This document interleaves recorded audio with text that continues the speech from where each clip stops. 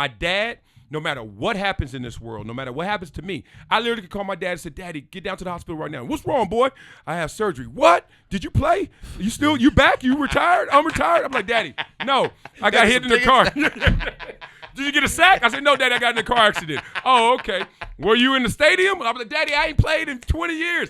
Everything is football, right? That skipped me. I'm not that guy. Wow. But my son is that guy, too. He'll go in the house right now and be like, Dad, any football on? And I'm like, no, they don't play again until August. He's like, there's something on. I heard the XFL is on. I heard preseason football's on. He calls the XFL NFL preseason football. Oh, my God. He's That's all so in. fucking and he cute, can play, man. It is it's love. Hey, it's Herbert. And you're listening to the About Last Night podcast, you slippery little son of a bitch. About last night.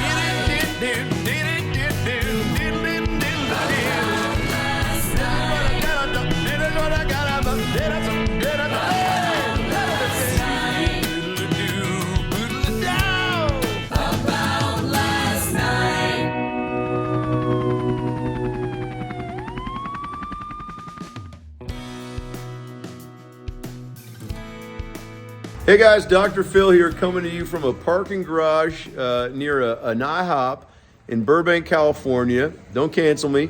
But I'm just here to invite you to enjoy a brand new episode of the About Last Night podcast. I've got my umbrella, like I'm Mary Poppins up in this bitch, and a nice coffee because I'm a little hungover. I went to a burlesque show last night. I saw my first live clitoris. I am in a residential neighborhood where there's kids around, so I want to be careful with my language. But if you honk your fucking horn again and distract my YouTube video, I'm gonna cut you, bitch. I'm just kidding. But brand new episode of the About Last Night podcast with Marcellus Wiley. I'm here to introduce it. Adam couldn't do his intro this week, so he said, "Hey Phil, do me a solid." Marcellus Wiley, you know him from SportsNation. He played in the NFL for 10 years. He was on Speak for Yourself on Fox Sports, and now has a new show called Never Shut Up, and he's a part of a new network called the Brinks Network, and he's a hilarious, insightful, poignant, stellar stud of a human being, and this episode has got everything you want, from inspiration to hilarity and a little bit of sex appeal. Follow Marcellus Wiley on Instagram and Twitter at that exact name. Follow Adam Ray at Adam Ray Comedy on TikTok, Instagram, and Twitter. We just had a seizure and a stroke. And Adam's on tour, AdamRayComedy.com for all his tour dates coming up this weekend. He's going to be, in Los Angeles. But the end of the month, March 31st and April 1st, he'll be at Hyenas in Fort Worth. And then April 7th and 8th, he'll be with the Impractical Jokers in Seattle and Portland. And then he'll be filming a movie in Atlanta. But April 19th through the 22nd, he'll be in Austin, Texas at Moon Tower. And then Atlanta and a bunch of other dates, Red Rocks and Denver on May 10th. Subscribe to the podcast on YouTube, Spotify, iTunes, and all that bullshit. And of course, share it with your friends, lovers, enemies, and haters. All right, well, I think that's it. I will be popping up myself on a bunch of podcasts in the next few weeks. Adam Carolla, Scissor Brothers, Take Your Shoes Off. But this isn't about me. It's about you and Marcellus Wiley and Adam Ray on a brand new episode of the About Last Night podcast. Enjoy. Who touched you? Welcome back to the show. Guys, we got a good one today. Back here on the About Last Night podcast. If you know that fucking condescending laugh, you know who it is. No, it's as genuine as it gets. Right. Marcellus Wiley back. Yes. Last time you were here, we had a dwarf at the table as well. I remember he wasn't that big. Yeah. That's what they call him, right? I kept looking for him to stand up. Like, God dang. Use 2 tables or something. Brad, he told me he just ran into you somewhere, too. I just saw him yesterday. I did. Whoa, God, I've been hitting the head so often, and that CT lawsuit's still out there. Let me stop. No. We were at therapy. That's what it was. Yes, we were at therapy. You guys go to the same. He was half benching it, too. Like, I was like, dog, lay down. He was like, no, I am. I was like one of my arms. So I was like, oh, he was getting some therapy. He said he was broke down. He it's from, he got picked up once after a show. He now has a whole bit about don't fucking Simba me. Don't pick me up. Because some kid, bro, somebody did that to him after the show. Oh, come on. I think he now, somebody told me at a show that he now charges if you want to do that, like $500. And I'm like, Brad, you got to raise the price because what happened, somebody dropped him. And so now, he's got, little backbones and those things, those things, snap, crackled, and pop in a way that they shouldn't. And so he now goes to therapy. But he said this guy, or wherever your guys are going, is like so legit. Oh, I give him a plug. Sports Rehab, L.A., but it's not in L.A., so good luck for y'all to find it. But all the athletes go there. Like, I wish it was around when I played, because I go there now. I got in a car accident, got rear-ended in June of last year. Kind of reignited all my problems before. I don't think it caused anything new. It's just all your old problems. So here you go again, right? So I went in there and go to some rehab. I'm looking around. I'm like, damn, it's like an all-star game in here. It's like a Pro Bowl in there. Oh, wow. So he's in there, too, getting it done. Does it happen the way that I think in any business, or like, I went to USC down here in L.A., and every time I go back, I'm like, oh, they added a new building, or the School of Theater now has 3 new buildings where I went. They just make upgrades when you leave. Is it that way in sports, treatment, medicine as well? Like, are you hearing or knowing about what these guys are getting done to where you're like, oh, I could still be playing if I got that? Yeah, I mean, every level. You want to start with the technology that just continues to evolve. Yeah. So there are better machines now. Like, they didn't have no Normatec when I was out. Like, something that would squeeze your legs and make you feel better once you get off it. I was like, no. But now I have one of those at my house. I use it overnight. Like, I use it in watching snowfall at night. That's it's amazing. just crazy. So that's one level. Another level is just the understanding, the education. Everyone gets wiser together. That's great. And then the teams are smarter. They're like, look, we're going to protect our assets. Just today, the Lakers came out with an organizational decision to not play Anthony Davis back-to-backs.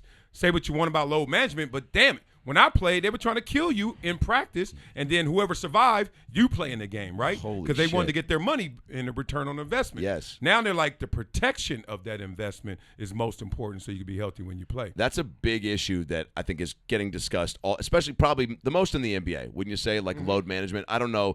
You see these baseball players; they're all trying to pull a Cal Ripken, like, but also because you you have more time to put together a season that hopefully is going to pay dividends for a contract. But I think it behooves you to play more of the games in baseball, right? Yeah. I feel like in maybe basketball you can get away with, like, if you're crushing it 3 out of 6 games a week, then yeah, maybe you can take a few nights off. But I mean, I always take the side of, if I hear Barkley or Shaq or whoever, John, about how they weren't taking days off. And didn't have the treatment that these guys have. Yeah. But it's also tough luck, motherfucker. Like, nobody want to hear that also shit. Too, right? I went up the hill both ways in the snow. Dude? Like, that was your life. That was your era. And I'm sorry. In the same way I feel, like, make it easy. Human beings are wired to get the most by doing the least. That's how we're wired. Like, you do not want to work. That's why hard workers are actually rewarded. If it was natural, then everybody would get the rewards. Wow. People don't even think about it like that. Not so at all. Dedication, desire, determination, hard work, those are exceptions. Those are the ones that are actually exceptional, so they get the rewards, right? So guess what? By design, nobody's trying to go through hell to get to anywhere, including Barkley and those guys. That was just the lay of the land. That's just the way it was in the culture back then. You got to respect that people are not walking in your shoes, Barkley. They're now standing on your shoulders, seeing more, doing more, and actually being in a better position. Do you judge when you hear people like that speak in that kind of tone where you're like, come on, man, like, the game's evolving, the world's evolving, you got to evolve with your thoughts a little bit? No, I don't judge because I'm stubborn in my own ways. Like, for him. You don't judge, I feel like, much or anyway. You're like me. I'm like, only Judy judges me. Do you know what I'm saying? That's the kind of the way I live. I go, that bitch can fucking say what she wants. Don't piss on my leg and tell me it's raining. She's got so many catchphrases, but if that's who I want to assess me, and that's obviously like poking fun at being like, dude, just let people do their thing. Yeah. Also, if you're concerning yourself, and I know you're in a world where you have to concern yourself with the whereabouts and the day-to-days of what people are doing, and you do it brilliantly. You, and I've said this before, man, before we've become homies, like, you're so good, and in that comes you're so articulate, and there's a bigger word probably for it, but and your opinions are always genuine, and they're coming. It doesn't ever feel like you're speaking for the sake of speaking. Do you know what I'm saying? Yeah. I feel like what you think, you got no Brita in between your thoughts. It's like, here it is, and here it comes. You're like my 8-year-old nephew. Although, you're a little bit, you're definitely smarter because he headbutts the fridge like it owes him money, and he'll hit you in the dick and then go, like and subscribe. And you're like, I don't like or subscribe to any of this behavior, you little piece of shit. I just took you to your first Seahawks game. Is this how you repay me? I need to know him. Yeah, he's hilarious. He's a gangster. At my wedding 4 months ago, he just he hit probably, I think I got 15 texts the next day that was like, your nephew hit me in the dick. Oh, man. Yeah. And giggled his ass off afterwards. And my buddy, and, you know, I know you got kids. How many kids you got? 4. 4. Yeah. What ages? 24 now, 7, 4, and 2. Wow, okay. 7-year-old girl or boy? Boy, 7-year-old. Yeah, That's the only boy. He's not walking around hitting Hell no. tabs. Yeah. No, no Zorro Fest. No, we're going to have a problem. Leave the swords alone. That's all I'm saying, man. So my buddy, when he was doing it, I go, he goes, hey, boys will be boys. I go, do your kids do that? He goes, I mean, definitely not. But, you know, hey, man, we're having a good time. What are we talking about? You know? Right. Oh, that's hilarious. But you're just so unabashed to not just like tell it. You don't ever come off as like, I'm going to tell it like it is because I need a soundbite. Yeah. And I know you know that because, you know, of your success and the people that want to work with you and everything. And you're just always spot on, man. So first I just want to, you know, shout you out for that. That's and love.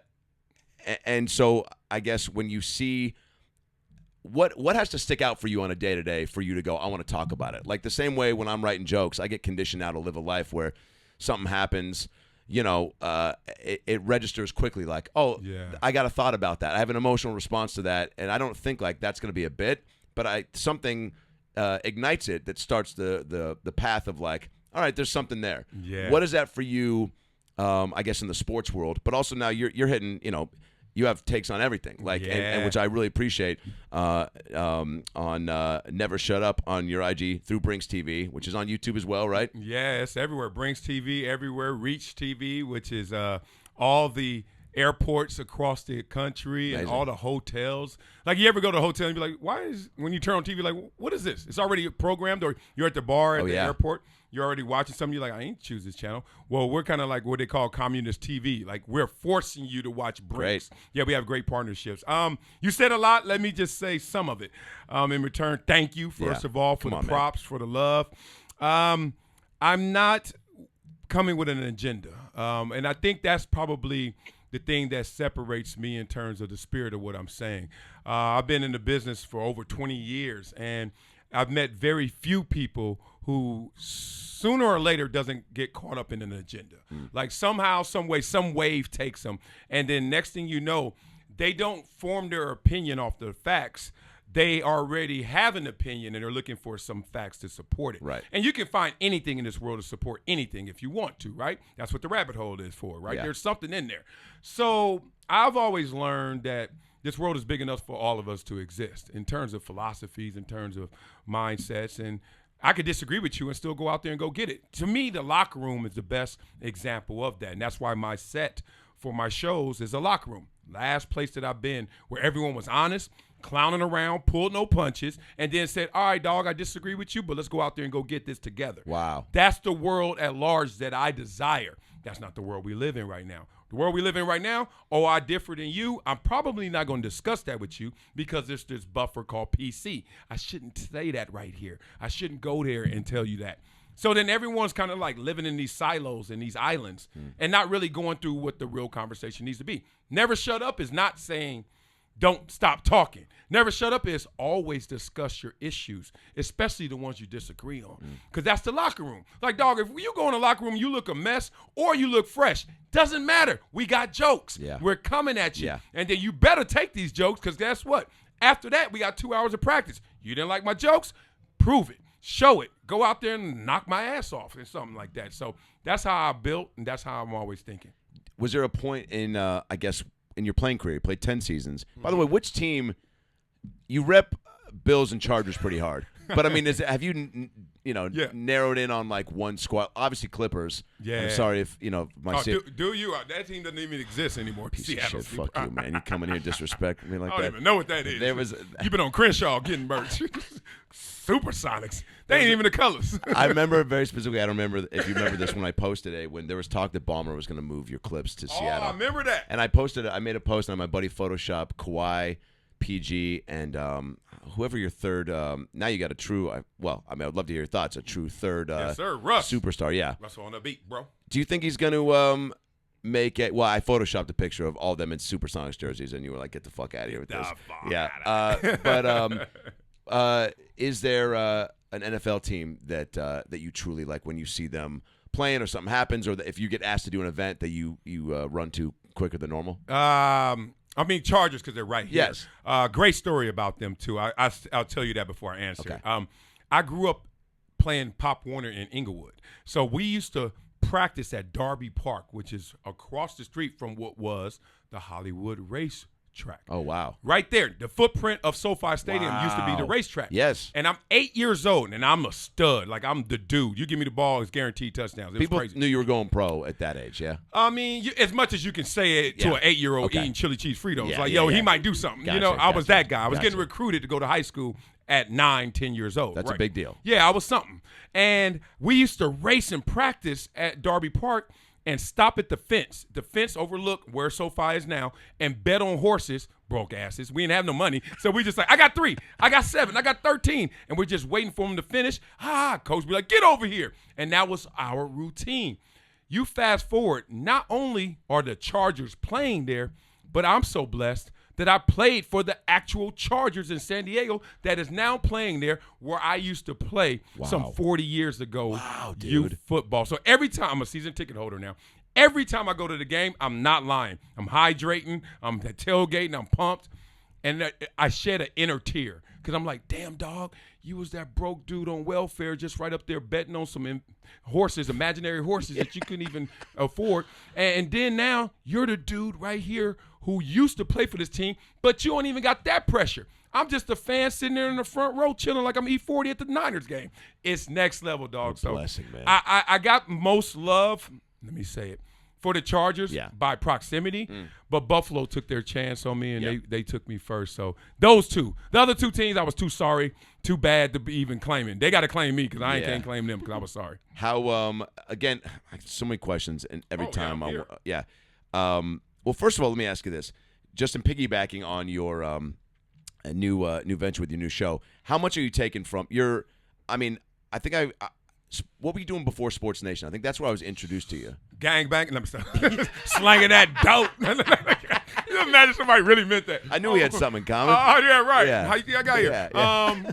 Let me see. All right, so it started – I had a reality show, crazy enough, in 1997 before Kim K. So I'm the original reality TV star. Wow. Yeah, they were filming me in Buffalo rookie year.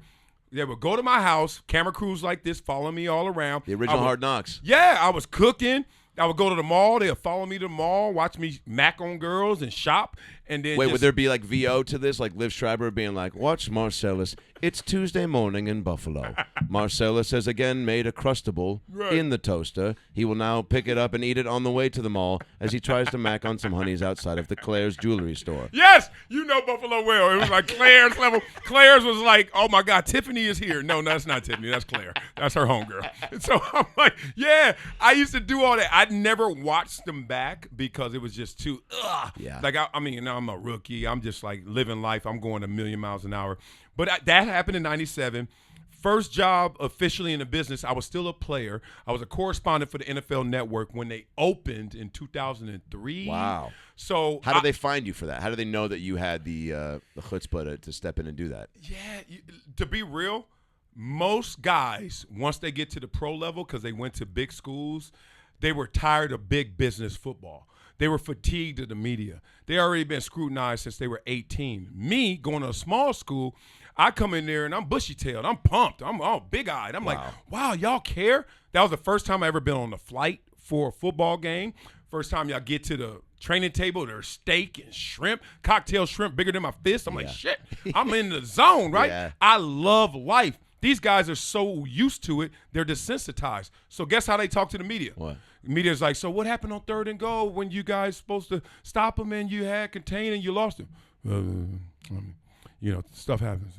And meanwhile, the same guy who messed up, what happened to you, Marcellus? You lost contained. Well, you know what? We've been going over that a long time in practice. I've been messing up in practice. I thought I honed in on it. That time they went in motion, threw me off, and I'm giving them a detailed answer. Like, say that again. Oh, shit. Yeah, an actual answer, and you put the syllables together. Oh, my God. Sentences. Yeah. And so freaking out. The reputation preceded me. And they were looking for correspondence, and it was the weirdest thing I ever did in my life because the first one was LT. I had to go a San Diego Charger game, but now I'm playing for the Dallas Cowboys, and I have to go to the playoff game, and interview the star, which is going to be LT. Oh, yeah. Coming off the field, LT is in the big scrum, 50 reporters or so, all the big names and faces you know. So I'm playing it real cool because I'm nervous, and I'm like, yo, I'm too cool for school. I'm still an active player, acting like I'm a journalist. You know, I ain't that old scrumpy. You know, Murder, She Wrote, Angela Lansbury looking people. So I'm like, nah, that ain't me. So I'm playing the back. I'm like in the back row, and LT, as he's walking, 50-plus people around him, looks, Marcellus. And he throws his hands up. And I'm like, excuse me. You know, that's my seat up there, seat 4 or 5. Right? And then I go right to the front, and I walk into the locker room with him. And obviously, I'm familiar with the locker room. That's my boy. Yep. And we chop it up like one-on-one, even though everyone else was trying to get in. And that's when the bug hit me. I was like, I'm going to do this. So from there, I did NFL Live, Mike and Mike, The Car Wash, Cold Pizza, which turned into First Take, all that kind of stuff. So that was before SportsNation. SportsNation was your kind of intro to the world, more or less, right? Because that was you being on the main stage and being at the forefront of a show that people were watching and talking about. I wasn't a background singer anymore. They actually knew my lyrics. And, you know, How was the Speak for Yourself experience at Fox Sports? Which one? The first one or the second one? I had to. Let's go the first one. All right. I got there. Jason Whitlock recruited me. He came to my house first. He was like, dog, I know you're at ESPN. You may re-sign, but I need you to come over here to Fox. Why? He was like, it's great over here. I was like, yeah, everywhere is great until you get there, right? I've been recruited before. So I was like, what's so great about it? He told me. I knew some of the execs from ESPN. I was like, all right, familiar faces. This is all good. But then he sold me on a concept. And he wanted to do really the Cosby Show, or kind of a family show, but make it sports-related, sports tangent. And I was like, interesting. So he had this whole bit where he was kind of like the old granddaddy or dad who just didn't want to hear anything. Tired of these dumb athletes messing up stuff. And then I was kind of like the athlete or the young son or at least someone of elder who was like, nah, man, you just have lost your way. You don't understand today's world. Right. And then we had Uncle Jimmy, who was just a clown, who just always came in with some color. And Darnell was like our little nephew, our little son. And we just had this concept, and I liked the concept. And more than anything, I liked the fact that it wasn't just going to be same X's and O's. Right. I do not, and I never did, like covering the game just for the game. I like covering the game for the process, not the results.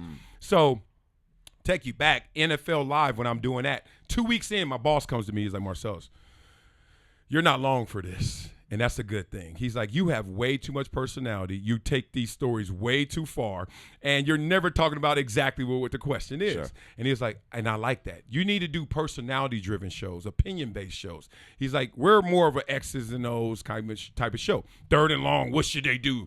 Is he a top 10 quarterback, right? That drives you crazy to have to fit in a short answer into a little. Also, it's I don't know, it's somewhat redundant, right? There's only so many different ways you can break down a play. You tell me. I don't know. No, you told me. Exactly. Okay, I'm like, dude, I can't use my creativity, my intelligence by telling you exactly what you already know, but it's just I'm an expert because I've been through that experience before. I'm like, there's only 3 things you can do in this situation. Or as my coach used to always say, when I did get caught slipping and didn't have contain, he's like, Wiley, what the hell are you looking at? I was like, what do you mean, coach? He's like, I don't give a damn who goes in motion. I don't care who lines up in front of you. I don't care what the hell you think you're seeing. There's only 2 things that can happen. They can run the ball or pass the ball. Damn it, figure it out and pay attention. That was it. And I started to think that way. So then when I'm on these shows and I'm like, they're reducing what I want to say about the topic. Right. I know the guy. I know how he is. I know what he was thinking. We talked after the game. It's my boy. I want to tell him all that. Yeah. And instead, they just want to say, should he go left or right on third down? And I'm like, dog. And I did that for so long. Jason was refreshing doing the show Speak for Yourself in that version because I didn't have to just do that. Right.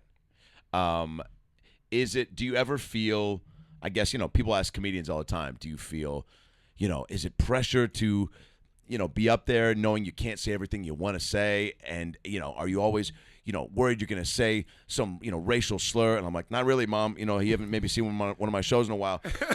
But in your world as well, like, do you ever feel like, all right, like I'm one over-opinionated statement away from getting because I mean, let's look at Skip Bayless with Shannon Sharp and when Damar Hamlin went down, his tweet was so scrutinized. And I don't know the exact tweet. We could pull. Mo, do you mind pulling it up? Skip Bayless, Damar Hamlin tweet. But it obviously, my first impression was this guy's so hated. People want to hate him. Yeah. So I wasn't giving benefit of the doubt, but I was just like, I need to read this a few times to see if the hate is justified or if it's being, where it's being stretched out. And I do think the guy is a soundbite clickbaity guy. Oh yeah, for sure. For His sure. persona. Yeah. his persona. So immediately I'm like, oh, I already don't like that you are not just tweeting like prayers up or something that's just about him and his physical condition. So that it's anything aside from that, I guess already I was like, I don't really understand what you're doing. But what you got it? Yeah, Skip Bayless. Yeah. Will you read into the mic? Yeah, he had like 3 of them though. So Yeah. I think a lot of people didn't catch wind of the first 2. Yeah. They just thought that he started with number 3 and then. Well, then he went back and kind of. Yeah, I mean, if you go through the timeline of them, I mean, you can read them, but they're pretty. Well, I got the no doubt the NFL is considering postponing the rest of this game, but how this late in the season, a game of this magnitude is crucial to the regular season outcome, which suddenly seems irrelevant. Yeah. Yeah. So, first of all, when did you watch that game live? Oh yeah. Yeah. Brought me to tears, man. It did, yeah. Yeah, I was sitting there with my son, who's 7 years old and is a beast. This sucker here could play some football, dog. He's silly. How fired up does that get you? Hell as a yeah, dad? get me pumped. It's not like if he said he didn't want to play, you wouldn't bat an eye. You'd be like, dude, let's problem. Matter of fact, I'll be silently clapping because I Right. know what I went through to get there. Of course. And I know you can climb even higher on that mountain without playing ball. Right. Knowing owners, knowing CEOs. I'm like, dog, they pay us, so that means they are doing okay, Sure. right? So I'm well versed in that lane, but it feels good because he wants to do something. Cool. I didn't try to take him away from it, but I didn't try to introduce him to it. I just was like, but then my jersey's on the wall, and then I got helmets over here, and he just immediately, like at age 5, was into football. Wow. And I'm not into football. It skipped me. My dad, no matter what happens in this world, no matter what happens to me, I literally could call my dad and say, Daddy, get down to the hospital right now. What's wrong, boy? I have surgery. What? Did you play? You back? You retired? I'm retired? I'm like, Daddy, no. I got hit in the car. Did you get a sack? I said, no, Daddy, I got in a car accident. Oh, okay. Were you in the stadium? I'm like, Daddy, I ain't played in 20 years. Everything is football, right? That skipped me. I'm not that guy. Wow. But my son is that guy, too. He'll go in the house right now and be like, Dad, any football on? And I'm like, no, they don't play again until August. He's like, there's something on. I heard the XFL is on. I heard preseason football's on. He calls the XFL NFL preseason football. Oh, my God. He's That's all so in. fucking and he cute, can play, man. It is it's love. I mean, like, okay, go ahead. Yeah. Well, yeah, but back to skipping Yeah, on that please. stuff. And to your question, I noticed in life that people, they like to go where they know you care. So they dare where you care, basically. If you show people this is how you are, they're going to attack that, right? You got to give them something to grab. Skip gives him something to grab. One, he's either loved or loved to hate. Like Floyd Mayweather, kind of like. Floyd had that perfect balance of like, you either love Floyd, like, oh, I got his back no matter what, or you like, I hate that sucker. I'm going to watch every single time for him to fall, for him to get knocked out. And it never happened, right? So Skip is kind of in that same space. Either you love Skip, oh, man, he broke that down. Or you're a cat like, man, I can't stand that sucker. He calls guys by their nicknames, out of their names. He undermines cats. But in that tweet, in a vacuum, nothing wrong with what he said. He talked about the physical health, obviously. He also mentioned that this is a business, so therefore there are considerations. Someone's job in this moment right now, why he may be dying, is to see if we're going to keep the lights on or we're going to keep this game going. That's just someone's job. And They're he just employed brought to do that to the attention of people. And maybe the timing of it is what everyone had a problem with, yeah? I mean, Skip could have handled it differently. And look, he didn't apologize, but he also could have said, come on, y'all. Like, let's just be real about this. Like, someone cleans up that stadium. Someone right there has to go to the sidelines and notify the teams that, hey, we're playing or we're not playing. Yeah. Matter of fact, in a moment, half the team was warming up. The Buffalo Bills started to warm up again. Why? They thought they had to play.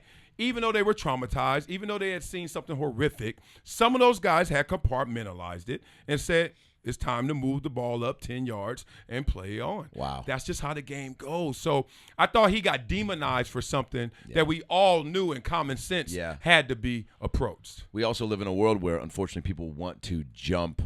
Like I was saying, like if you already have a little bit of, notoriety in the hate space. Oh, yes. Or just you're already living on an island on fuck you island. Yeah. People have no problem driving a plane over and writing suck my ass Skip in the sky. There's probably a better analogy for all that, but you get what I'm trying to say. Yeah. He's already he's just a big target already. Yeah. But I think he's a personality, and you can attest to this better than I can, that I think welcomes it. I think he feeds off. I would venture to assume he had no problem getting blown up on Twitter because he's like, great, something to talk about tomorrow. And also, hey, people are talking about Skip Bayless. Exactly. Like, knowing him personally and then knowing his persona, you couldn't get a greater distance between the two. No kidding. Like, Skip Bayless is uber nice, like, to me. Now, some people will contest that. That's their experience. Hey. For me, every time I see him, pleasant, speaks first, always will go through it. When I first started, 2008 or so, and he was doing cold pizza, the dude was like, okay, what do you need from me? Like, before we get on air, what do you need from me? All right, and help me through whatever conversation that I had, any issues I had, and it's been that way to this day. Now, his persona, that means when the lights turn on, you know how I go, and action, the actor that comes out, that dude is like, forget all y'all. I don't give a damn about none of y'all. And that's who he is playing in persona, but that's not who really Skip Bayless is. Do you talk to young kids that are trying to get into this game, into your world? And I'm always curious, I guess, they probably think, all right, I got to get my Stephen A. Smith, I got to get my Skip Bayless, my Marcellus Wiley energy, persona, charisma. Because those are the guys that keep working, that people talk about, that have, that they almost see that before they listen to what you're saying. It's like, no, listen to Marcellus, like, these are genuine thoughts and opinions coming from a real place, coming from experience, someone who's lived a life worth talking about. Yeah. He didn't create this and all the jargon followed. Right. I love that. But I feel like that, the same way that maybe a young NBA high school or college kid's like, I just got to get to the NBA and get paid and then worry about whatever after that.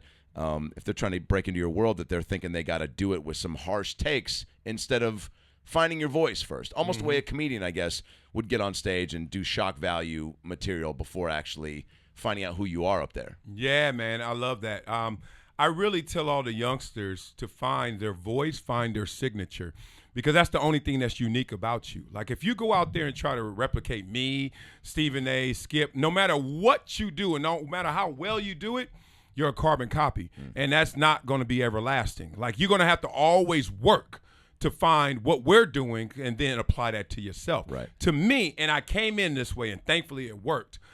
I came in, and the industry was different then. I'll talk about that. But I came in and I said, I'm not doing it their way. I'm not going to be a broadcaster. I am not going to get on air and say, hello and welcome to NFL Live. I'm your host, Marcellus Wiley. I don't know. That was pretty fucking good. So I don't know if any NFL and NBC or Fox execs were watching. That was spot on. Yeah, and that's what that's what you think they want you to do, because that's what you see employed. But that's not what I did. I'm like, I'm not going to sit there with my hands perfectly manicured and the fake postures, and I'm not going to sit at the proper angle. No, I'm going to slouch at the desk because that's how I normally sit. I'm going to tell you exactly what I think, and I'm going to tell you exactly what I feel. Now, what started to happen was agendas. What started to happen were these waves, like sports got more political, and all of a sudden now they started judging the content differently. Like, it wasn't just, Marcellus had a brilliant point. It's what side was Marcellus on in that brilliant point. And when that started to happen, I knew the writing was on the wall. Either A, they going to get rid of me, or B, I'm going to leave before they get rid of me, because I'm not long for this. I'm not long for just siding with stuff just because that's where the wave is going. And it happened a few different ways, a few different times, where I was just looking at it like, wow, cats really up here just trying to keep their jobs. Now, two things also were happening at the same time concurrently. One, there was an independent space based on authenticity that was brewing in the sports world, entertainment world, on the internet. Pat McAfee's, Joe Rogan's, guys who were winning. And when I say winning, like multiples of what you see on sports broadcasting. I put it out there. Like, Stephen A. is reported to make $12 million. I got a call from Pat McAfee's agent in 2018. He was like, Marcellus, we need to talk and do some audio, get you into the podcast space. Now, at 2018, I'm in ESPN, going to Fox. I'm like, podcast. Yeah, I'm chilling. I'm in the velvet coffin, as they say. Yeah. I'm dying slowly but comfortably. Sure. So I'm like, all right, this is cool. And I'm like, I ain't doing no podcast. I just look down on podcasts. I ain't doing no podcast. Wow. And then he checked me on the phone. He said, who do you think makes the most money in your space? I said, Colin, Skip, Stephen A., somebody. I was like 7, 8 million or something. He was like, no, McAfee's making 10 already. I said, the punter? And he's like, yes. I said, oh, hell. That was 2018. Now he's making 40 plus. Oh, yeah, dude. So he's like 3-4x the top dog in what I was doing. And I was like, all right, I put that seed in my head like, yo, chill. Stop looking down on podcasts, right? So I actually behind the scenes was working on one, but then the pandemic hit, we moved, and it just didn't work out. So I paused it again into this last contract run. But another thing that was happening was what I was talking about in terms of content. Like, I started to look around, and everybody was just like, they were just riding waves. I call them surfers. Like, they going to say what you know everybody should say so that they don't get in trouble and they keep their job. And I was like, I know these guys. Now, people think I'm just making this up. I have text after text, DM after DM. Yo, Wiley, keep killing it. You're saying it. Then I watch them on air. They say 180 of that. And I'm like, damn. And I ain't going to call no names because I protect the guilty. Wow. But I got tired of seeing that. And I was like, I'm the one out here taking all these hits because I'm saying what we really believe, or at least I know I believe, and y'all out there just keeping your jobs. And I was like, oh, I'm going to get me a different job. Yes. I'm going to employ myself, speak my truth, and watch me go catch McAfee. If not, pass McAfee. If not, give me a crumb of McAfee, and that's still more than what the cats over here doing, what I've been doing. That's my game plan. And that's, holy shit. So there's got to be a podcast brewing at some point with you. Yeah, I mean, like, you're too... Yeah, well, I'm doing it differently. All right, so the first thing I did was like, I'm going to do podcasts, I'm going to do a show, but I need partnerships. Yeah. Because what a network is it's a container where all the ad sponsors and brands plug into. Right. And they just give you a check, an envelope to say, for 2 hours, just talk. I don't give a damn really what you talk about. Just don't mess up. Don't cause any ripples, any waves. Just ride the waves for 2 hours, right? That's all I need. Now, if you get big ratings, even better. But just fill up those 2 hours so we can now sell that to the ads and to the sponsors, to the brands. All right. That's what we do. And then commercial breaks, blah, blah, blah. Now, when you're independent, you got to be the one doing that. You got to be the one that actually gets those connections and plugs them into yourself. Yeah. Thankfully, being in the business as long as I was, I knew I had those relationships. So first thing I did was like, I need partnerships. I need people to plug into me. Now, what are you plugging into? Not just Marcellus. Hey, he's a father and he has 4 kids. I'm going to do shows. So I have 2 shows now. One is with iHeart, Dan Patrick Network, more to it. Great. Another one is with Brinks TV, where I'm a partner in with John Brinkus, and that's called Never Shut Up. Now, all of a sudden I have content like the network, but I also have the plugins from the partnerships and the brands, and we have more partnerships I'm about to announce in the next week or two. Basically, I'm creating my own network, but guess who's the network? Me. Guess who's PR? Me. Guess who's marketing? Me. Yeah. Guess who's HR? Me. I can't get in trouble. Like, I'm just on my own doing my thing, and literally the numbers support it. And that's why I see McAfee didn't choose his road. McAfee wasn't allowed to get a job initially. Nobody wanted him. Yeah. And now there's no bigger fuck you to the world than I am going to have revenge in my success. Yeah, he's kind of writing his own script and kind of showing some of these networks, most of them actually, that like, you're not the only way. You're not the gatekeeper. It's the same as in our business. Obviously, Rogan with what he's doing, and now just making all podcasts have a platform to be the place where people get their content. Yeah, high tide Wow, so you're HR too. So yeah, you can't Me Too yourself, right? Nah, and it's funny because I was working at networks saying things that were crossing the line they felt, or maybe towing the line, and I was like, dog, I'm not really, because I have the text from you. I had the conversation with you that in your real identity, your real spirit, you agree with. But when I get on air, that's not what you're supposed to say. Oh, man. So I got a little tired of that, too, because I was raised, just say it. And if you say it, mean it. And that was it. It was a really simple formula my grandmother especially taught us. And what would she say if you say it and mean it, and then people don't want to hear it or don't agree? That's fine. You hope that they just have the understanding of, well, thanks for at least being transparent with me and not going to. Because you know what? My sister told me this. One, when you have a discussion with somebody, you hope that person is actually dug into their point. Right. Because that means that's what they really feel. Right. Like, I think a lot of times our expectations are wrong when you first come to a conversation. I don't want someone who waffles. As soon as I say one thing, they're like, oh, yeah, you're right. And I'm like, dog, so why in the hell you come in here so full of, and your chest all puffed up and full of steam if you just, I just convinced you and caved you that fast. So I kind of want a back and forth. I want a joust. Literally like a football game. Yeah. I'm on offense right now. Now it's your turn to get the ball. You're on offense, Yeah. and I'm going to defend my point, et cetera, right? We go through these exchanges. But even in that moment, if we tie, like you feel like I didn't convince him, and I feel like I didn't convince you, it's okay because two things are going to happen. Every conversation you either learn or unlearn. Simple as that. Now, you don't do that in that moment. You do it on the practice field, film study, weight room, training room. You get better there than you just display that on the field. What happens in conversations is we think that we need to see them change. Nah, watch when they leave, that drive home when they're quiet. Dog, that was interesting he said that. Yeah. And who hears that? Who's in the crowd for that? Nobody. Yeah. Right? And that's me too. When somebody says something to me, when I read comments, because I try to read all my comments. For real. Now, there are way too many, and I don't get to them all. But I really have intent to try to read as many because I believe in the wisdom of the crowd. Like, if I say something, I literally want to hear someone who's against what I'm saying and see where they're coming from because that rounds out my argument. That makes me either learn more about my argument or let some of that off, Marcellus. He's right. Unlearn some of that. And I'm always in that exchange. I'm on offense or defense when I'm on this field.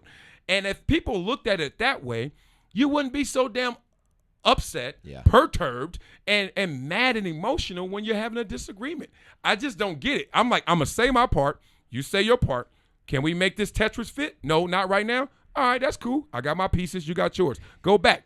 On the drive home, you're going to start trying to get some more. That's healthy that you have that mindset. I think you should allow for engagement with your fans like that. Also, who's to say you can't pick up a perspective from a comment thread? Or it's why they still have live sports callers. I know you've gone on my friend shows, Wyman and Bob Stelton up in Seattle. Yes, on ESPN my Seattle. dog. Yeah, those guys are my homies. That's like my show. I'm going on spring training in Arizona with them next week. Sick. And they how you doing, Hot-wise? Good? Yeah, it's getting toasty up in this thing. Well, let's maybe do it, Let's pause it. Yeah. Well, we can pump it on for a minute. Yeah. Let's just turn it on during the show. That's fine, yeah. Oh, shit. But That they, they still take callers. Like radio still takes, and that's original content. It's not a script. You can't write what somebody's going to hear you say and then respond to it by their experiences. That's why I love that as well. And sometimes, I don't know, the number of great callers of people calling in being like, man, Geno Smith, are we sure Drew Lock ain't the guy? We haven't seen him play, but, I've seen a couple YouTube clips. That guy, sorry, I've been drinking. That guy's the shit. Can I say the shit? Fuck, my bad. Oh, fuck, I cursed again. Shit, fuck. So you get that guy, and then sometimes you get guys that are actually real dialed in. You're like, oh, is this an analyst undercover? Yeah, But it's I sometimes listen for that because I'm like, you like to get both sides. Right. But it's also, I don't know. It does to have to deal with both parts of that. I feel like it makes you better. Absolutely makes you better. When you were as a player now, a former Can I get player, a water too? Some hydrogen gotcha. molecules, Yeah. two of them, and then one oxygen. Still. Boy, you sound like you had crustaceans or something. He said still or sparkling. What the hell? How about Beverly Hills flat? Oh, damn. Boy, they water costs a grip when they come in the beer can. Oh, yeah. God Well, dang. Liquid Death, man, they've been pumping around for a while now. I'll send you a link to some of their commercials. They're insane.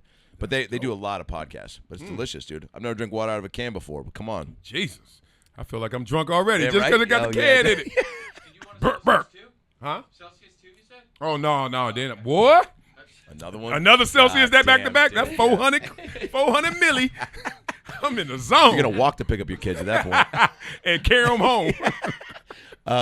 What is your drink of choice if you're going out to kick back? We talking alcohol? Yeah. Hydration situation? Alcohol. Yeah. But what's your? Are you a beer? Are you a liquor guy? Your vodka soda, gin and tonic? Dude, I am straight tequila. I go phases. Like, all right, right now I'm in a dark phase right now because I'm old, mature. Yeah. I You're a swear, Scotch guy. dark liquor used to make me want to fight like everybody else said it did. Wow. Like, I was like, I ain't going to drink dark liquor because I don't need no issues. But now you can't force me to fight. You can come up to me and do everything except spit on me. If you spit on me, we fight. But other than that, Isn't you it can crazy how spitting is just, bro, me too, man. Dog, that's the worst thing you can do to me right now. You might can shoot at me, and if you miss, that's better than spitting on me.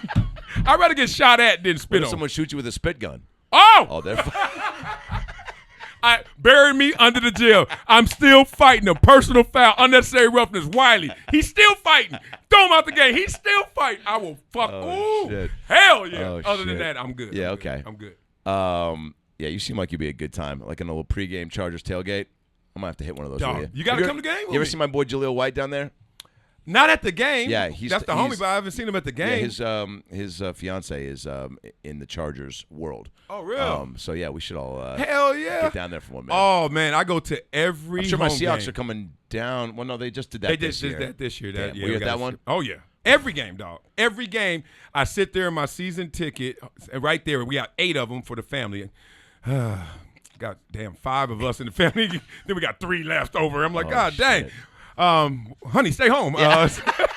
But we sit there, and I'm a fan, and I swear, there's like 1, maybe 2% of the time you're like, yo, go up in the suite, get your season tickets in the suite, be that guy. Yeah. And then the other 98, 99% of the time, best experience in the world. Come on. I sit there right on the aisle, right there on the edge. People walk up to me. What's up, Wiley? Let's get a pic. What's up, Wiley? Here's a beer for you. What's up, Wiley? Let's just talk. And I'm just sitting there like, Awesome. You know why it's awesome? Because I used to be on that field.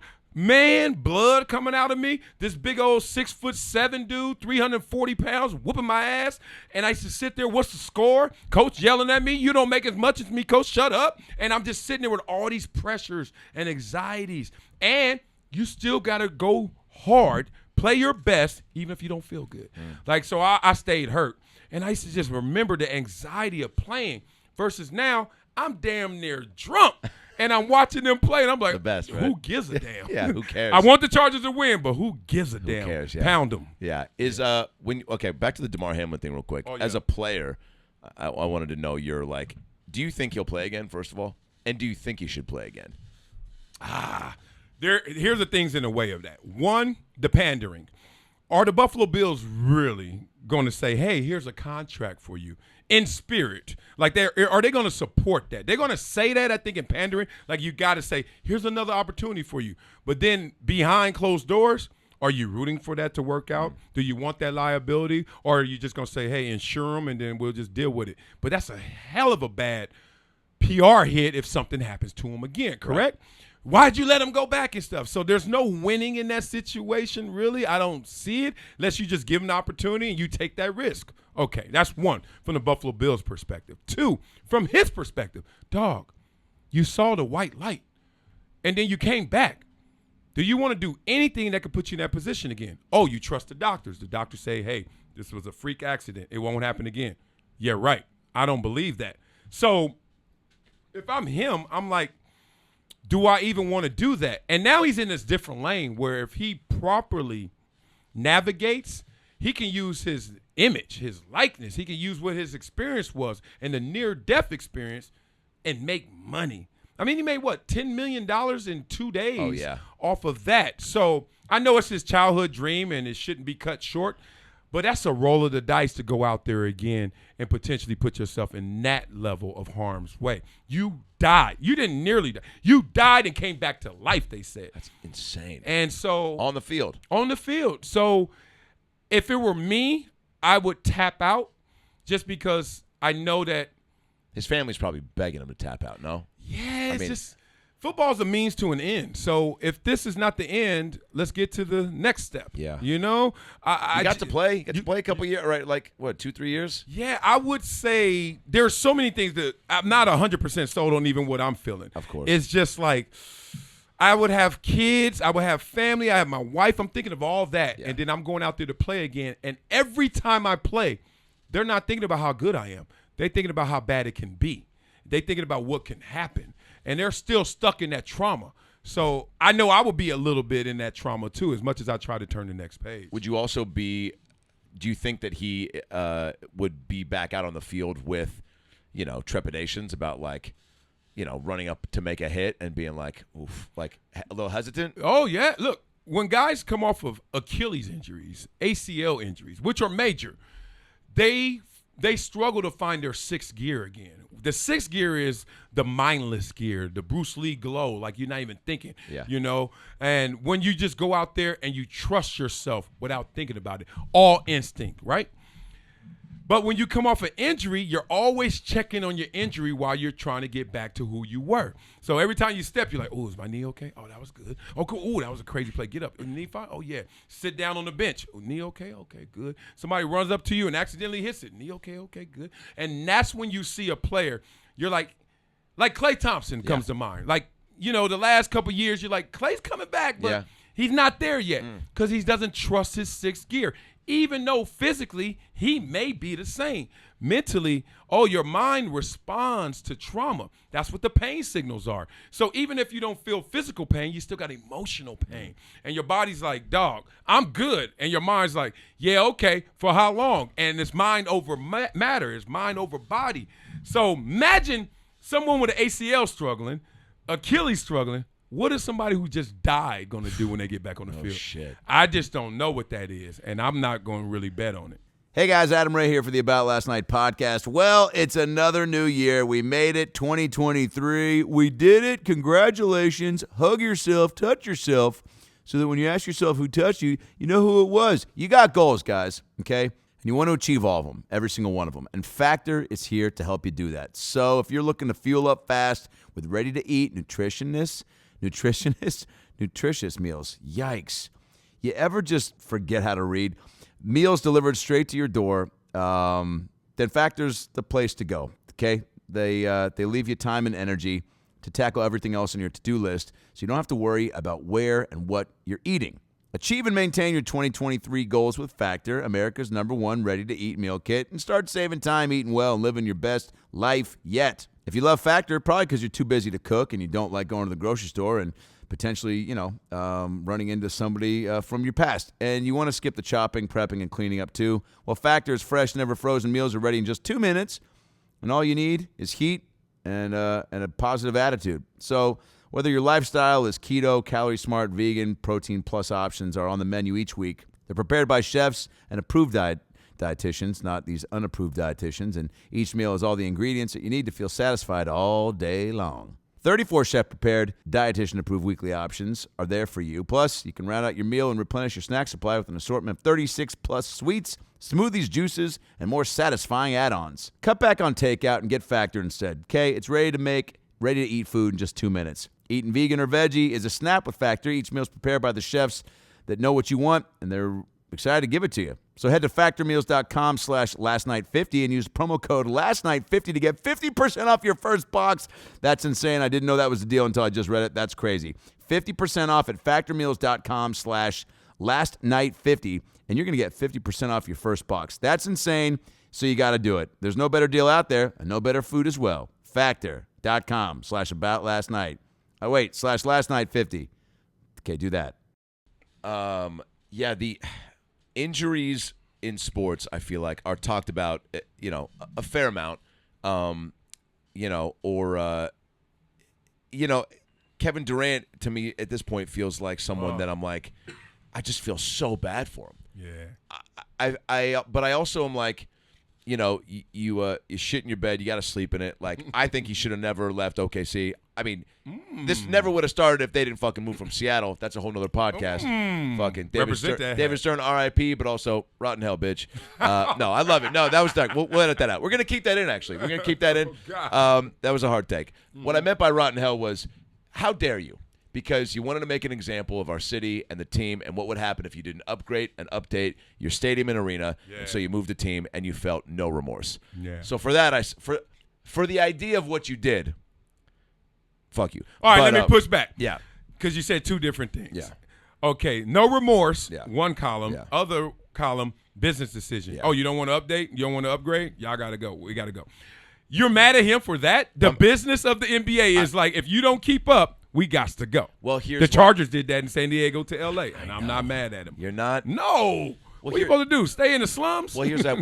I know. When Hurricane Katrina happened, Clay Bennett let the Hornets play in Oklahoma City, and so Stern was like, "I owe you." right? Like you gave us, you made it so that we didn't lose a shit ton of money, and you housed our team, and you kept everything moving and shaking. Right. So I got you. He's like, well, I want an NBA team here. Right. Cool, man. I know it's not as easy as expand because it wasn't. So they needed to, because they wanted to keep their number of teams for all their TV money and everything. But and so it was, well, who's on the block that could be, and a lot of things went down. The city didn't step up in areas. Ballmer did a little bit too late, but also. Let it go, dog. Let it go. See, I told you, everybody I've worked with. Can we talk about my parents' divorce next? They get swept up in some emotional wave, and then they just let the facts sit on the sideline, and they're like, no.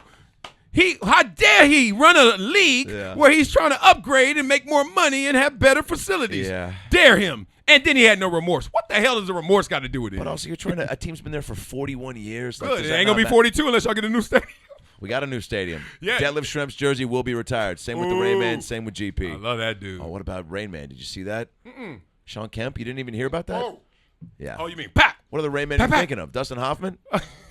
Yeah, Pop. Yeah, the Tacoma Mall. Dog, that was so. Bro, I know Kemp personally. Oh, He's you been do? on this podcast. We did a 2.5-hour podcast. Wow. It's unreal. It's better than anything you'll see on any NBA TV. Dude, we did it as Weed Shop in Seattle. I threw in clips and pictures and videos. You're talking to a guy who's a sports fan, a Kemp fan, and a guy who grew up with him, who saw him play at Green Lake doing pickup games. I had footage for that on YouTube. Put it in. It's incredible. Go check it out. I will. But man, I mean, just fuck, dude. I mean, this starts me off on a conversation with you about how do you just talked about this on Never Shut Up, this clip on your IG talking about John Morant, and you talked about athletes getting to a line and then just not crossing it. Yeah. It seems easier said than done from my vantage point to just go, John Morant, you got the world in your palm, dude. You truly are on the precipice of just becoming maybe the face of basketball. Yeah. When Steph starts to kind of age out, which will never happen. I think Steph's going to be 52 and still shooting fucking threes from the other end of the court. Look at the flick of the wrist. Whoop. Come on, dude. As long as he can flick that wrist. Right? It's a problem on you. It's a problem. Yeah. But to see someone like Ja, and even just to throw in,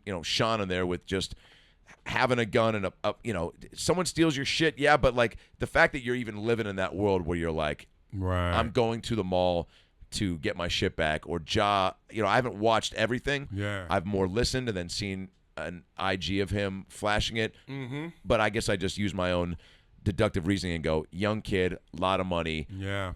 Don't know. I've seen his dad, I think, on the sidelines. Yeah, too much. Too much, dad. Doing too much. Doing too much. Yeah. So I'm using that to go, I don't think he has anyone really telling him, to kind of reel it in. Yeah, man, there's a lot of levels to this. Let's start with the fact that I used to steal growing up. High school, I stopped. What'd you steal? Usually T-shirts and batteries and film, random. Like I used to I love. worked at Albertsons and I stole all the film. Yeah, People see? would walk in from Europe trips and I'd be like, dude, get the panoramic, get the picture CD, get it all. I was in the customer service booth. Yeah. And I go, you got a coupon, you got a sweet face, you got kind eyes, what are those new tits? Nice to see you again, Pam. And $289 for $400 worth of film. Hell yeah. Boom. And I'd hook myself up too. And Hell then yeah. they put in cameras 2 weeks before I came down to SC and I got fired. But okay. Yeah. Similar story in some ways. I used to just steal. Not because I was broke, because I was broke my entire childhood, but there was a phase where all of a sudden I wanted some things and I couldn't afford them, or I didn't want to spend the little money I had on them, so I would steal. And then I got caught. And the police didn't call.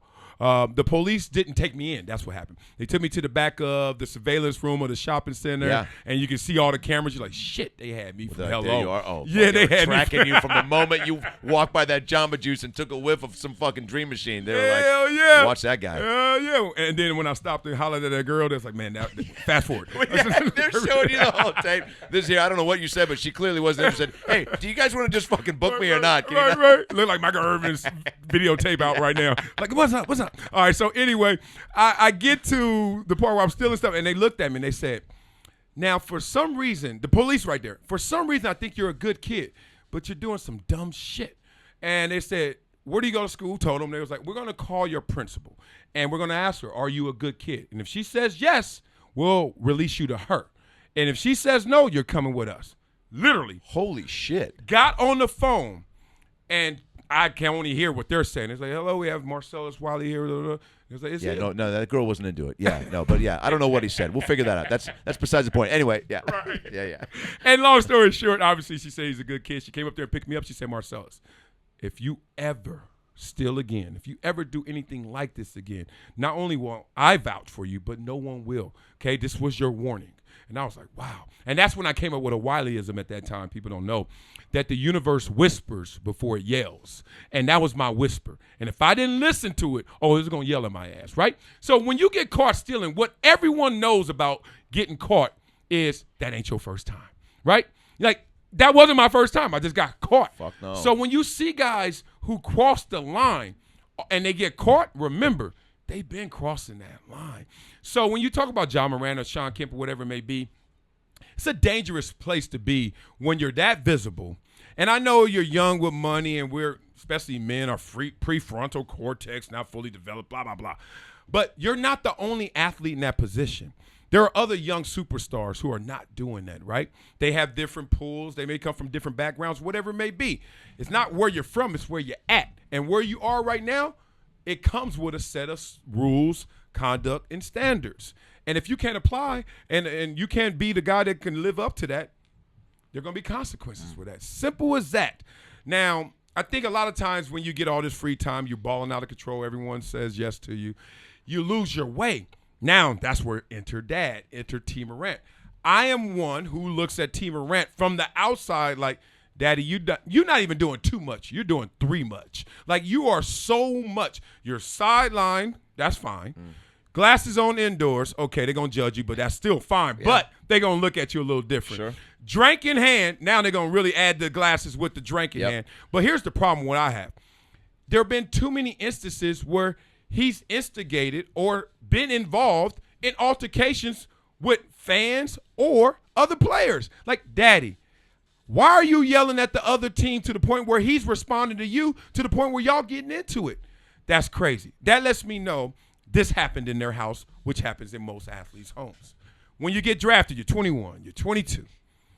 You look at your parents, and they're like, congratulations. You're like, thank you. You get a check that is larger than what mama and daddy made in their entire lives combined. You know what happens immediately?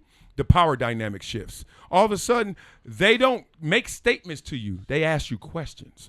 They don't demand you to do things. They hope you do things. They just shift into a different role. Very few stay in that same position. That's why Grant Hill's parents said, Grant, congratulations. We're going to continue to work so we're not under your thumb.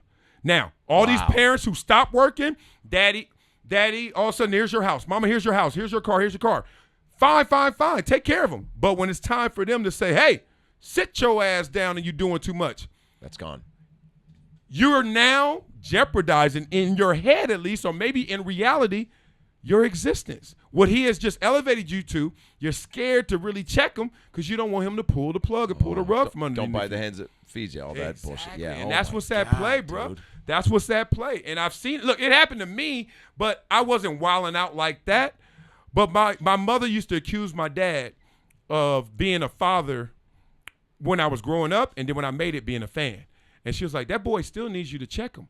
But my dad was just pumped that, hey, I made this. Yeah. He's good. Look what I did. What you mean? Check him. He's great. And he hooking me up, too. So my mom said he needs a father, not a fan. I remember her always saying that. Wow. Mm-hmm. That is that's a powerful statement. Yeah, that's a tough thing to we were talking about just even pre-show, like blurring those lines of business and friend when you're working together with someone.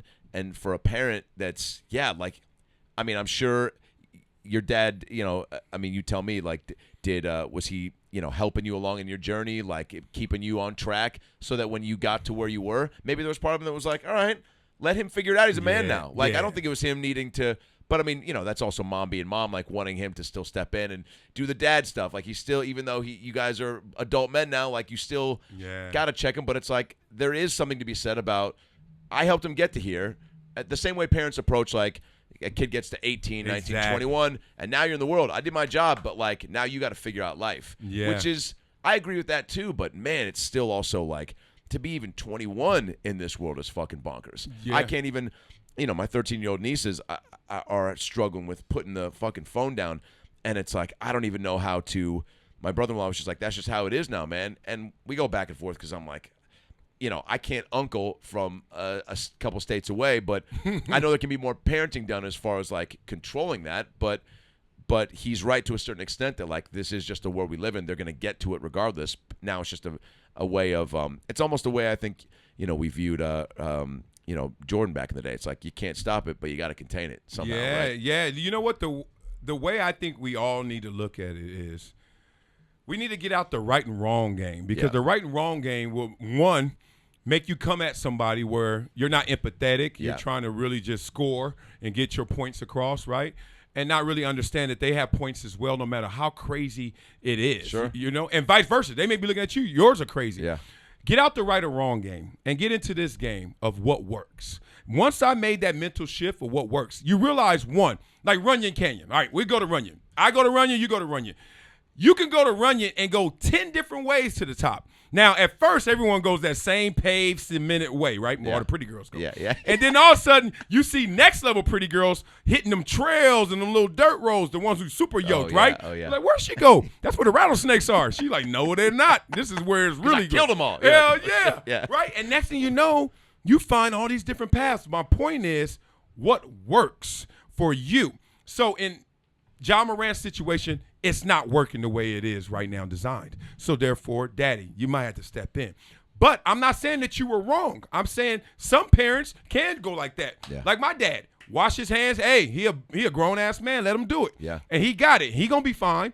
Versus if I was messing up, if I was tricking off the money, all of a sudden, hey, this is not working. Let's apply ourselves now. So right and wrongs, because then that's not universally applied. What's universally applied is what you're doing. Does it work for your 13-year-old niece? Hey, she can be on the phone. I was a phone person in the terms of you can give me any electronic. I knew how to responsibly use it.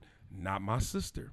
But my sister also, you give her money. She was responsible with it. Not me. So, like, everybody's different. Yeah. Just get into what works instead of right and wrongs. Speaking of right and wrongs, before we wrap this up, I got a few more things, but I want to know your biggest in this last NFL season. Are you following, by the way, is the NFL of all the sports, because you cover them all, you watch them all, but which one are you like, yo, I would, if they put me on a panel to decide, hey, we're going to do one sport a year, and you had to fight for which one that was, would it be football? Oh, of course, the king of all sports. It is. Yeah. I mean, it's not my favorite sport. My favorite sport is track and field. Oh, shit. Because it's just pure. You did that too, right?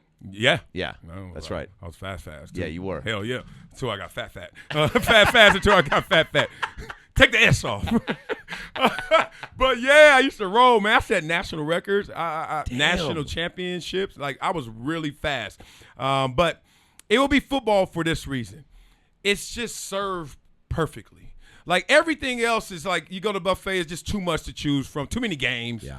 And then it's like you're eating too many times, like back-to-backs. Like, football is like eat, digest, relax. Chill, take a week off, Take a week off, go walk around the block, go hang out with your family. Yeah. You coming back next Sunday, right? I see you Sunday, girl. And then it's like, oh, it's just perfect amount of time, right? Yeah. So I think football just has the best schedule.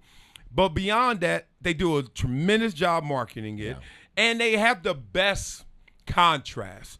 So what works for football is uniformity. And how do they sell that? Who's under that helmet? You don't know. Oh, the branding, the marketing, their play, their production makes them all of a sudden become a household name, a face that you know. But before that, they're all anonymous. And we love that discovery process versus the NBA. Even if he ain't nobody, you just know who he is already. You're like, all right, who is this dude? So you're almost getting flooded and inundated by, like, mediocrity. Like, who's that? Who's that? Oh, he's great. Oh, who's that? And then it's just like anything. Dog, y'all do the relegating. Y'all get sift through the noise. And then let me just get the signal. Football's like, dog, you don't even care about them. Name the offensive line. I don't know. Exactly. Wow. Who cares? Yeah. But you know that quarterback. You know his face. That running back. Yeah. You know those points going up. Right? Just simple. They just give it to you the best way. It is fun to discover personalities. I was with my boy Travis Kelce last night at the Comedy Store. Beast. And a perfect example of someone that has, done his thing on the field, been who he is on and off. Most eligible bachelor still, right? No? Oh, yeah, I think so, yeah. It's still, he was, don't get booed up. He got to go straight from where he is now to married.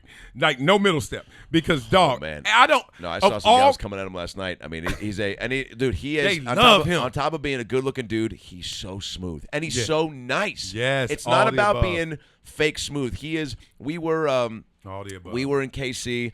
And he had just come to my my last show out there, and the next day we were, I think maybe gonna pod or whatever, and we're at the gas station sitting in the car, and some guy looks over and she goes, I know that ain't Travis Kelce over there. Oh man. And then he was like, oh, what's up, girl? And then started chatting, and then she asked if she could go wherever we were going, and he was like, oh, we gotta do this and this, but I'll come over, take a pic with you. Chummed it up with her for 5 minutes. Yeah. He's also king in that city. Oh, come on. I mean, Beyond. I didn't realize how big football was in a city that football's king. But if you are a good dude and you're doing what he's doing, not only on that team, but just for the sport. And now, like you said, discovering the personality with him and his brother Jason's podcast and SNL, it's like people are like, my mom is a huge fan, and she now watches him so much just because she knows we're buds and she like feels a connection there. But she's also hits me up when she sees him on stuff and being like, I saw this interview, he was blah blah, you should ask him about this. This is a really cool, he's doing this thing, he's doing this. And she now enjoys the process of getting to find out who that guy was. Yeah, that discovery process, man. As long as we feel like we're invested on the ride, we'll go everywhere. And that's what football does. Yeah. Basketball, they almost just say, get in. And you're like, wait a minute, who's this? Okay. Yeah. And then, the whole one and done, and now that may go away. I just think theirs is too accelerated, and there are just too many games still. 82 is still too many. Yeah. There are too many times where you can check out. And imagine what you're doing. When you check out of a game, your team, you're like, man, they just played last night. Tonight I got to go out to dinner. So, you're not watching them. You don't do that in football. They're only 17 now. 17 games, right? And you're like, yo, I am dedicating 17 weekends, whatever it may be, to that. Yeah. Then I'll live the rest of the offseason. Are you into Monday and Thursday night as much as you are Sunday? And how does your wife deal with that? My brother-in-law struggles with that in the house. Yeah. Shout out to Dirte, my white rapper brother-in-law. And he Dirte, man. Dirte? He's a big, and no one was happier when Russ got traded. This guy from the get-go. And he and I fought on this all the time. It's one of the things I want to ask you about, but we'll get to that in a sec. But the balance of does your wife just know? Hold on. Brother. Fuck yeah, frat party. That's water, y'all, too. Oh, my God. I just saw a flashback and a flash forward to a Sunday tailgate with my boy Marcellus Wiley. Holy shit. Already. It's on, man. Does she just know when season rolls around and you're like, and also now, I mean, you got a wingman. Yes. You got your son being like, babe, Thursday night football, I can't. All in. Hey, you want to disappoint our son? Yes. Right? I tell you, man, the best bonding experience we have, I think, is when the game is on, he knows I'm laying back and he's jumping on my lap and just watching the game with me. And literally, just time and time again, random times, I'll just whisper something to him that, like, watch that. And one of the things that came to life, and this is crazy. So we were watching games, and he plays running back. Basically, at this age, if you're fast, you just got the ball in your hand, right? Right. So whatever that is. So I'm watching my son when he's playing, and he's the fastest kid out there. But more than that, he's the fastest under control. So there's a difference. Second place, whoever's going to be second place compared to my son is running like he's trying his damnness to keep up with my son. My son is so fast that he could be smooth. He could be under control. He's comfortable when he's running. So that's a problem for the other kid because the other kid can't stop. Once he's like, and then my son goes, that kid's gone. So my son still, as talented as he was playing amazing. I was like, there's another level to him. Sure. I said, but you got to start using your brain. You got to train your brain. You can't just go out there physically. He's like, Daddy. I mean, he's 7. He's like, what? Come on. And I said, watch this. And I slow-moed him a running back. And I said, you see these two guys? It's a running back and a corner. I said, he's going to try to outrun him. He's not going to be able to. And he may be faster, but you know why? Geometry, angles. That cornerback's going to figure out where he's going and meet him there. And it happened. I showed him. And I said, now watch this play. Running back, all you got to do is run at the guy for one step, maybe two. He'll stop his feet because he doesn't know where you're going, and then you make your move. I literally showed him that in slow-mo, and he sat there just quietly, like taking it in. Got into the next game. Literally, he was going to do the same thing he always does, try to outrun a guy in a cat, try to meet him at that angle. This time, he ran at the kid, 1-2, and made his move. Kid fell down. No shit. I said, told you. It's just, I mean, and I only say that not to brag. I say that because no matter what you're into, there's a sophistication to it. There's a science to it. Oh, yeah. You think we're big, fast, strong, muscle-bound guys. Like a Travis Kelce, that dude is a mastermind. He's a genius upstairs before he even goes into his physical talents. Oh, yeah. And if you can hone in on both, that's when you become great. This past NFL season, biggest things that surprised you. You could say if it's not on this list, but out of these three things, the performance of Brock Purdy on the Niners, Russell Wilson just not being Russell Wilson, unless you thought, like Dirte thought, that's who he was, and we just got to see it without Pete Carroll covering his ass. And my boy Geno Smith coming out and having a year, which I don't think we've seen in a long time. Yeah. Even Purdy coming through like he did is not what Geno did. Being a backup for that long, stepping into the limelight in an organization that isn't trying to fold and keeps the train moving and takes it up a notch. Oh, man, I want to say Geno, but Nick Foles won a Super Bowl just coming off the bench in those last few games when we saw Carson Wentz get hurt. So winning the Super Bowl is a little better than just having a great Pro Bowl year, but he did get paid. Nick Foles got his, and that one kind of nullifies it for me. Brock Purdy's amazing, but that's almost like the evaluators got it wrong more than Brock Purdy. So when you don't get drafted properly, then all of a sudden you get fewer chances or an opportunity, right? So he's Mr. Irrelevant.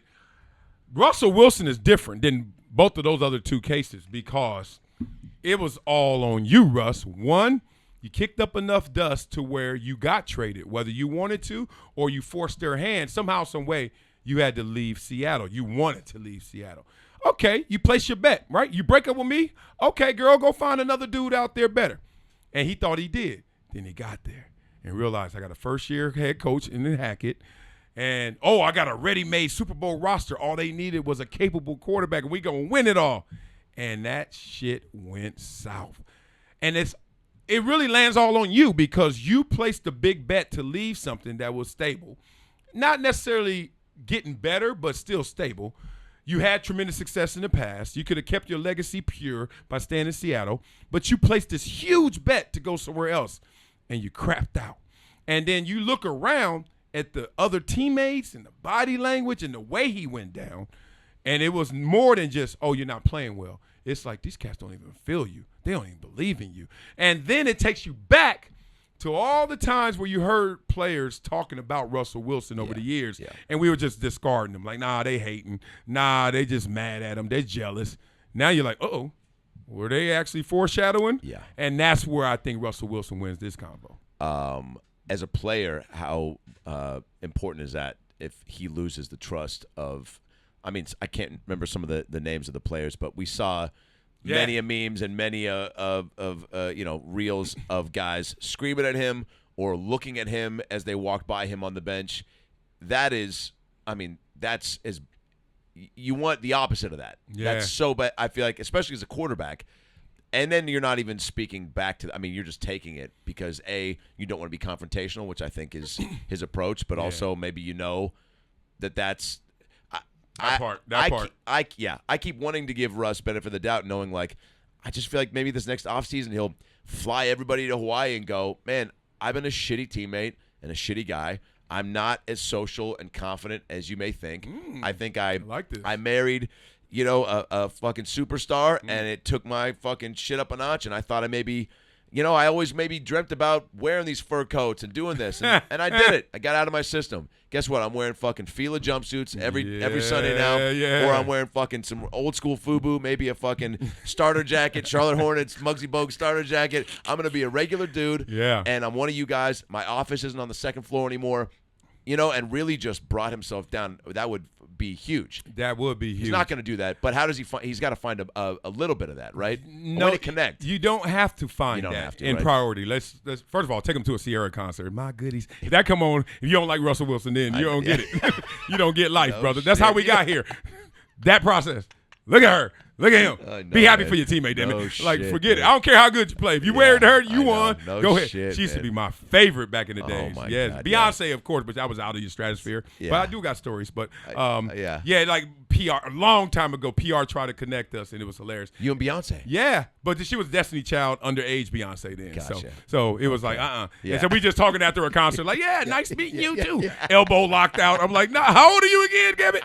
But PR was all into it. Wow. And Bruce Smith was talking to her pops, and we were talking forever, and it was Could a great you tell time. at that point where you're like, oh, that one, she's going to break away? Oh, yeah. As soon as you heard them sing, and they all were talented, you were just like, but that voice, she was like, I don't know what that is. Like it sounded like Michael McDonald and Whitney Houston combined. It was like deep, but it was like high. I was like, what the hell is this? Great combo. I was like, what? She's special right there. Yeah. Yeah. And it's funny. I see them all the time now. Our kids go to the same school, so it's hilarious. Like Beyonce. Yeah, Beyonce, Jay, and all them. outta here. Yeah, it's wild. Rando, L.A. life. But let me get back to this. Yeah, please.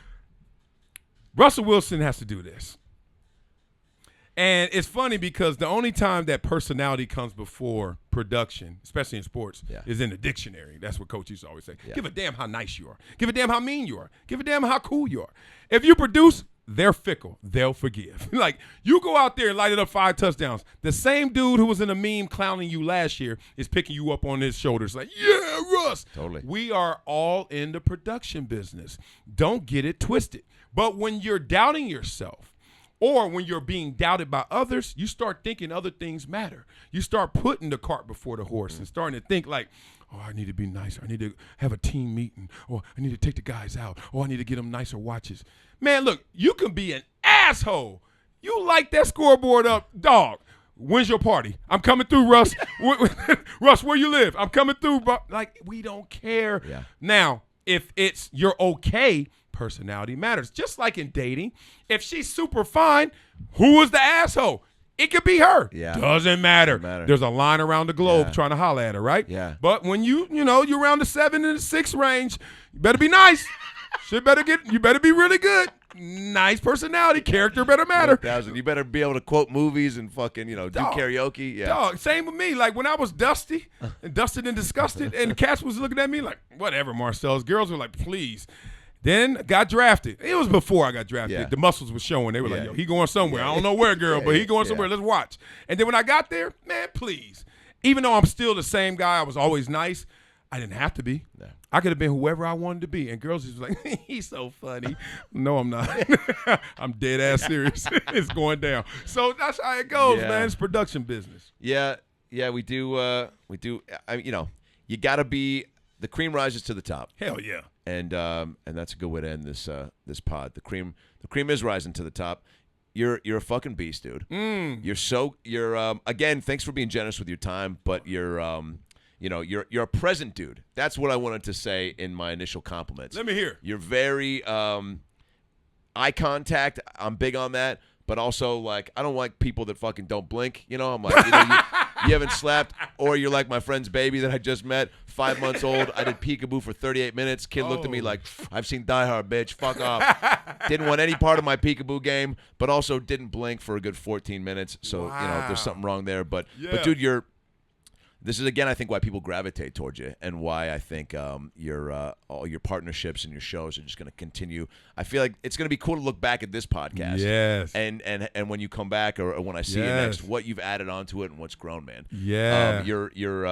And it's inspiring, too, to see people that have, created their own good luck, as my grandpa used to say, and then made good on it, but, like, not settling. You're always looking to push and challenge yourself. Mm-hmm. And that's something that I – dig about you because I see it myself in my business where it's like, yeah, man, you getting monotonous with whether it's stand-up, podcast, acting. That's why stand-up's so great. Every night's different. Every show's different. Yes. That's why I like doing crowd work to have some uncertain moments up there. But you push yourself. Yeah, and that's big time, man. And I'm glad to hear that you talk to young kids and you're responding to stuff because. To see someone that did it on the field and is doing it off the field and a good guy and has something to say. Yeah. And you know how to say it is big time, man. Man, you said so much right there that I want to just kind of end with in response. No, we're out of time. Thanks for coming, Marcellus. That's at Marcellus Wiley on Instagram. No, go for it. I love you. Go for it. So stupid. Go for it. I'm gonna spike your drink at tailgate. You're like, damn, this hit. I'm like, yeah, that's that hydro gas liquid. You gonna be in there? I can't wait, man. Oh man. So it's funny. I got to a place where a few things were happening. One, I felt disconnected from the audience, and the initial reason I got into broadcasting was I felt like I was the audience. I felt like I was the small school kid. I felt like I was the fork in the road kid who is living a dream. Yeah. And I was inspired because, wow, that's amazing to do. But then you get up there and you get in the velvet coffin, you start to realize, man, they pulling me away from this, whether it's me or just the whole setup. And you start talking at people. You start talking to people. You're not talking with people. And the whole show is set up where you say your opinion, and then you say your opinion like it's fact. And then someone else argues against you, and then y'all let those go into social media and let's see what works. And I'm like, wait a minute. There's so much between there that we didn't discuss. Right. We didn't really flesh out. And more importantly, we didn't connect with the people because the people are thinking a little from column A and a little from column B. So I really started to feel like distant from it. And I didn't like that feeling. Two, my friends stopped watching me. And it wasn't because they thought that I started to suck. They were just like, I ain't gonna lie, dog. I love sports, but y'all be arguing. Y'all be making up points. Y'all facts is good, but who cares? Like, I watch sports to get an escape. I'm watching y'all, and I'm feeling heavier. Yeah. You know, whatever that may be, I start hearing that. My wife stopped watching. That let me know something. But then what really hit me was I'm looking at the comments, and I'm looking at what people say about the shows. I'm watching the ratings go down for every show. Like, it's just a suppressed market. Nobody's going to cable anymore. They're all on their phones, et cetera. And I was just like, damn, dog. I may be in a place where I plateau in terms of money. I'm not having as much fun, and it's not fulfilling. And then I had my kids, and then I was like, oh, I cannot go out like this where my kids are hearing, oh, what does daddy do? Well, he just yells about athletes. And I was like, I want him to have life lessons from sports. So I started to coach. And as soon as I start coaching, that's what gave me the balls to finally leave. Because when I start coaching, I realized one day, and it was one day in particular, I'm going to practice, and all these parents are fighting rush hour traffic to get to the damn field to drop their kids off, and they're trying to get there at 4 o'clock. And good luck. And they get there a little late, and all these kids and all these parents would dream of making it pro. Most of them, if not all of them, are not going to make it, right? So then I'm like, all right, they're trying their damnedest to just put their son in the best position.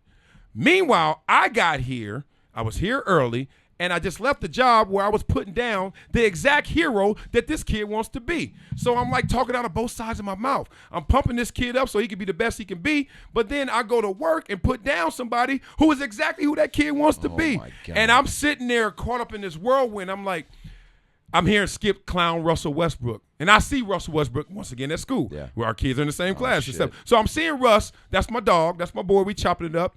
But I know what he's going through in terms of perception. And I'm like, what? I'm like, Russ, you make $47.3 million a year.